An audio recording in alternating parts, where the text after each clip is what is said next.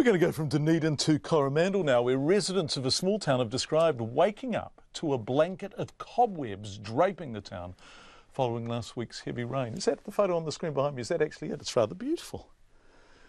The natural phenomenon known as spider bum parachutes, I don't know if that's the scientific term, but it certainly makes sense, occurs when spiders seek higher ground after flooding, and who can blame them? They point their bottoms in the air, releasing silk to protect their fall. They drift away from the flooding, and Bob's your uncle. Tutua resident Kathleen Cullen told our reporter Zach Fleming she woke up for the third morning in a row to find a carpet of spider webs across her lawn. It just looked like lots of dew on the ground, and I thought, oh, it's the wrong time of the year for so much dew, so I went to check it out and was impressed with the spider webs completely covering the lawn. So what did you do, kind of run your hand through it? No, I wasn't going to touch it. I thought I'd just photograph it and share it on Facebook so my friends could be impressed as I was. And were they impressed? What did they say? I got all sorts of advice like spray your house, you're going to get loaded, covered in spiders.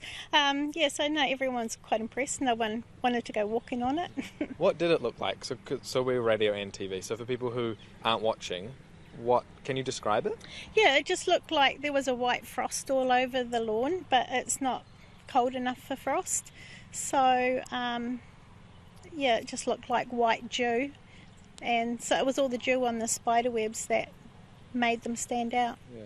And it's all gone now. Hey, we're just before 3 o'clock. Why do you think it's all gone? It's weird. The sun's taken the dew off the spider webs, so they're still here, you just can't see them. Oh. They're probably climbing up your leg now. Have you got any spiders inside?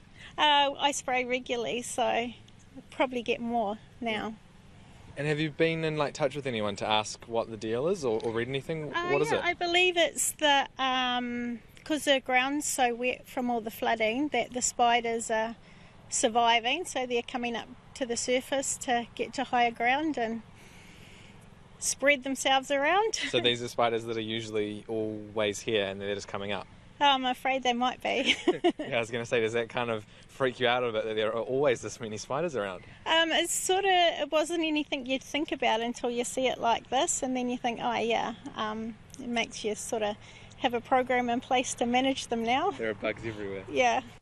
Oh, lovely. Zach talking to Kathleen Cullen. Katrina says it looks like lace. Thames resident Brian Batt told Zach what he saw.